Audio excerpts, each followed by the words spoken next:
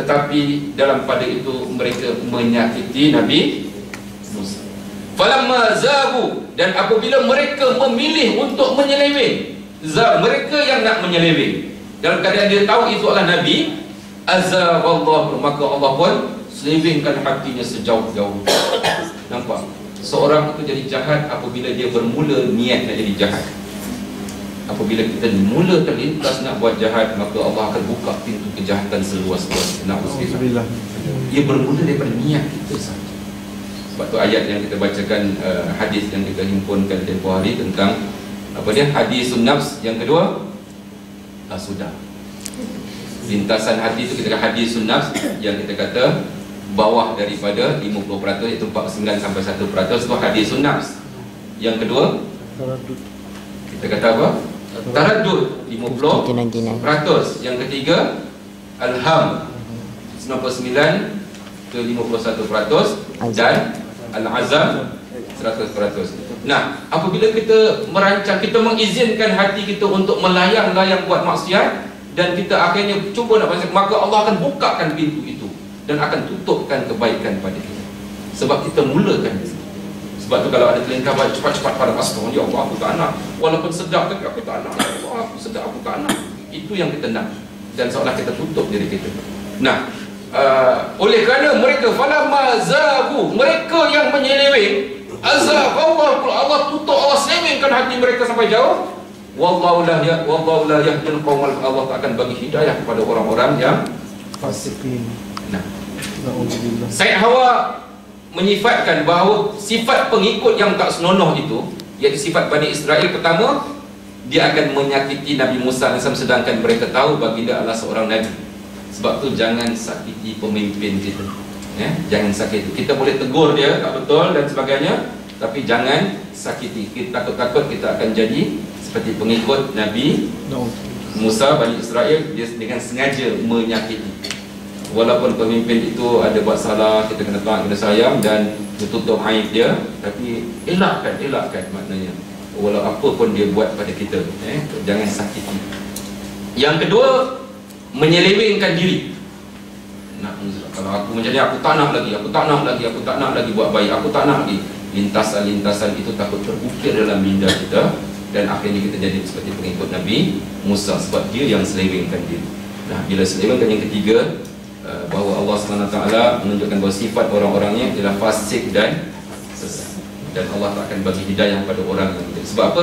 Mereka yang memilih untuk tidak mau hidayah. Dan kalau mereka tak nak hidayah, Allah kata, aku akan langsung tak bagi terus. Tertutup hati, na'udzubillah. Maka jangan bercita-cita untuk buat maksiat. Nah, ini Bani Israel. Dan kemudiannya Allah SWT menunjukkan satu perbualan antara Nabi Isa pula. Kerana apa?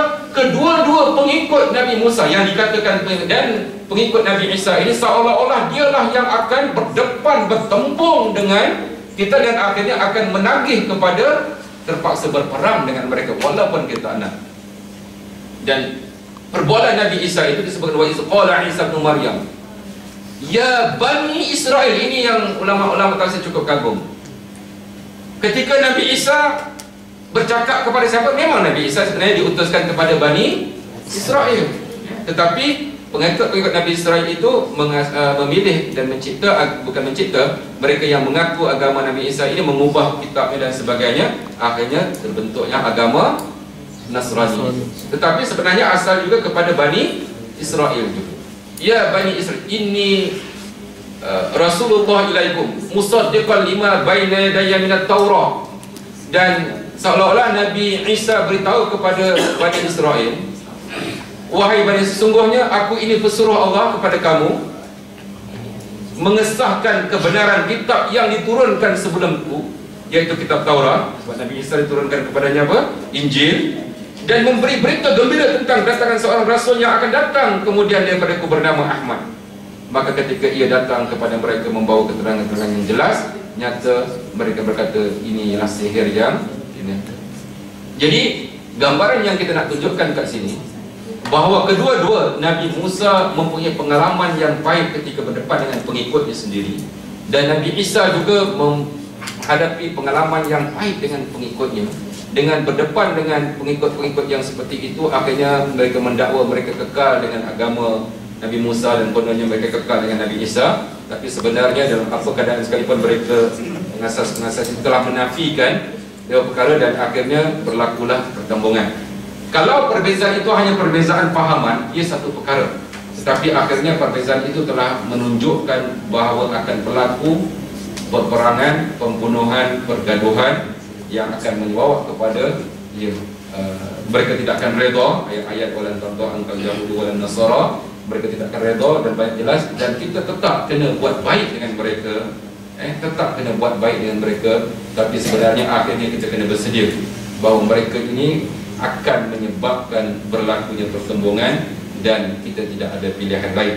Okey, setakat ayat yang ke-6 itu, wallahu alam, saya buka kepada perbincangan, penambahan daripada teman-teman, daripada pelajar sekalian, dan ataupun sebarang soalan. Silakan.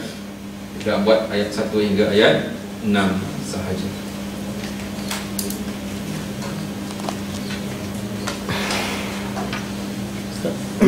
Bismillahirrahmanirrahim.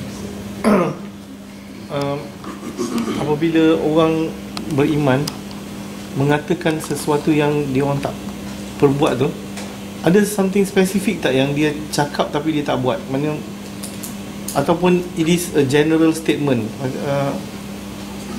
ataukah adakah ia ditujukan kepada orang yang dia minta nak pergi berjihad, tapi bila tiba arahan jihad tu dia tak buat? Atau maybe it is berkenaan dengan a spesifik amalan ke, ataupun in general dia tak buat apa yang dia cakap? Ya, dalam kitab-kitab tafsir memang membahaskan tadi itu. Sebagaimana kita katakan bahawa ayat ini bukan hanya terikat dengan peristiwa ia diturunkan, ia akan diamalkan dalam keumumannya. Maknanya dia akan kekal sebagai umum. Ketika ia diturunkan, betul, ia menggambarkan golongan-golongan. Salah satu daripadanya sahabat yang berkata, kenapa tak perintahkan kami jihad lagi? Orang Mekah dah melampau, orang Mekah begitu. Maksudnya itu cita-cita mereka, dan ayat ini diturunkan untuk mereka. Dan sebab apa? Sebagai mereka bila turun tidak begitu. Tetapi itu berlaku pada masa itu. Ataupun keduanya, kalau kita mengatakan asbab tadi, orang-orang munafik sendiri yang mengatakan kami adalah sebagian kamu dan kami akan bersama kamu, tapi langsung tidak sebegitu. Sama ada yang pertama ataupun yang kedua.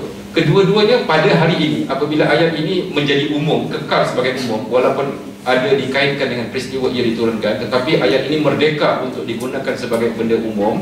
Maka umumnya itu ialah apa-apa sahaja hari ini.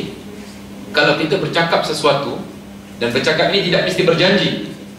Kalau ia sampai ke peringkat berjanji, berbai'ah katakan, berjanji, lagi besar dia punya kemurkaan Allah. Tapi kalau peringkat yang kita bercakap seorang-seorang pun, seolah kita mengatakan malam ni aku nak bangun tahajud, tapi sebenarnya bila sedar kita main-main saja. Bukan sebab kita ngantuk ke apa, tapi malah nak buat. Jadi seolah-olah ia satu muhasabah pada kita. Kenapa tadi kita kata nak buat tapi tak buat? Jadikan dia sebagai satu, walaupun dia benda sunat. Dalam asas tafsir Said Hawa, dia membawa contoh-contoh begitu. Daripada sekecil-kecil perkara, sebab Allah SWT sebutkan kemurkaannya, kabura maqtan. So, sama ada ia dalam bentuk janji setia dan kita mungkiri, kita meninggalkannya, kita menafikannya atau menolak. Tapi sehingga perkara-perkara yang berkaitan dengan peribadi sekalipun, kalau kita dah berjanji dengan orang, contohnya even berjanji dengan anak sekalipun, kalau boleh kita berlatih untuk itu. Dan ulama-ulama tafsir juga, kalau kita berjanji dengan binatang pun, kisah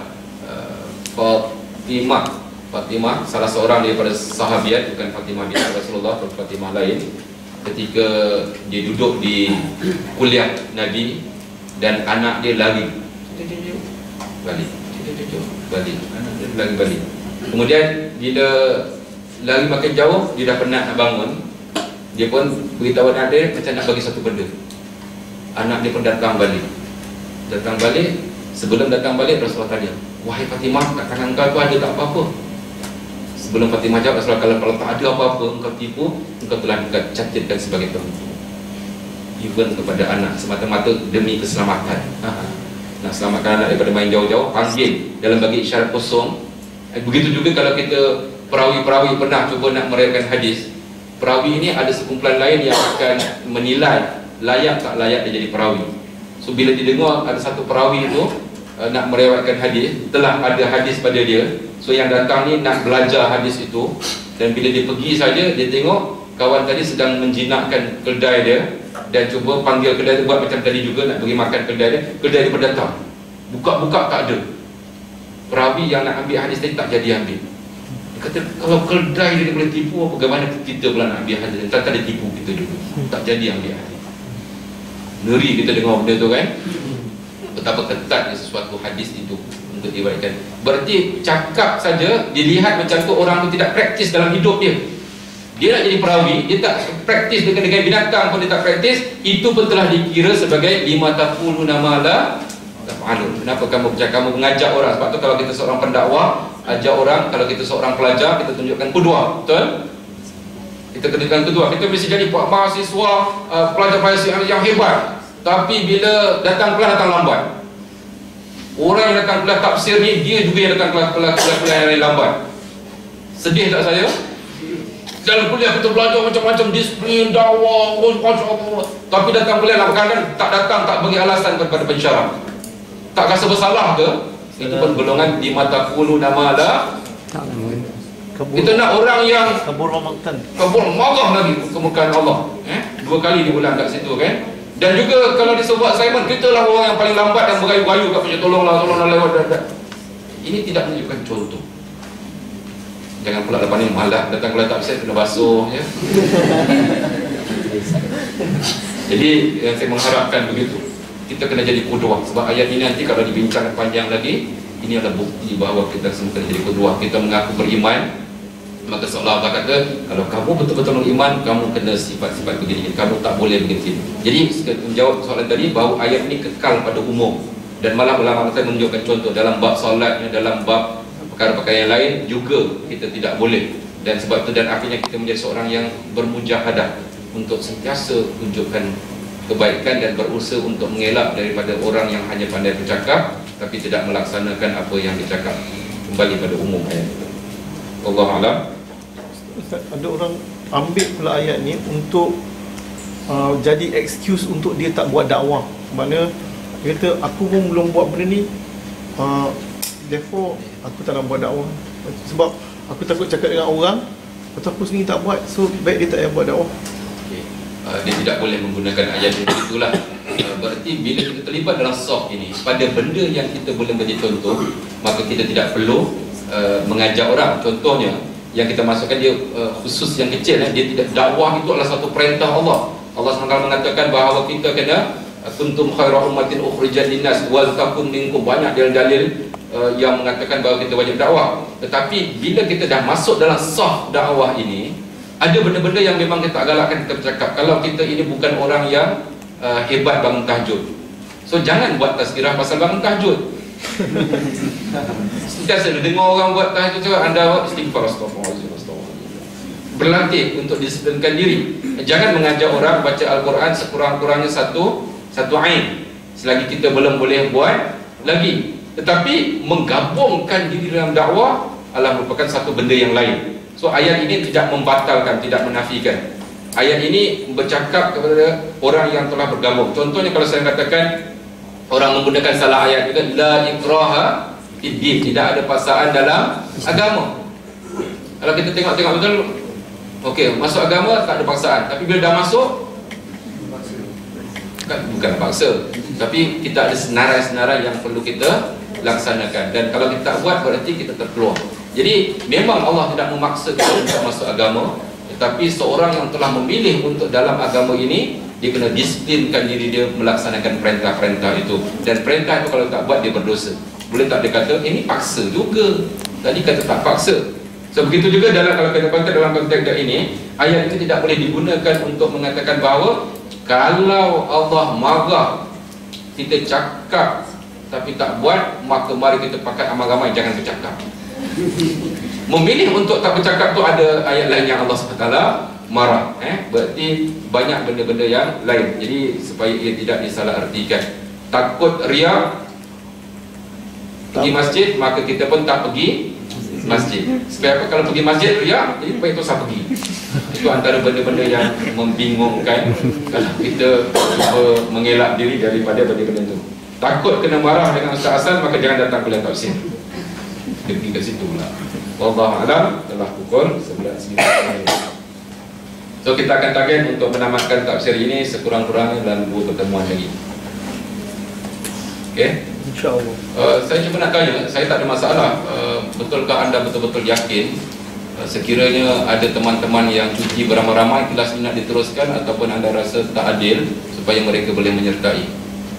Kami telah putuskan untuk teruskanlah, walau macam mana pun setiap minggu, cuma just nak sebut. Boleh teruskan walaupun ada teman-teman yang balik. Sebab bila giliran anda balik kampung pula, Upload. sebab ada dalam boleh tengok nanti. Okey, betul. Ya, ya betul. Dan saya dipahamkan tadi dah di upgradekan, lama buat 1 jam untuk satu panjang 15 jam. Besar pahala komputer tu, dan orang yang menunggu untuk menyiapkan satu slot tu sampai nak upgradekannya membutuhkan masa berjam-jam. Wallahu a'lam.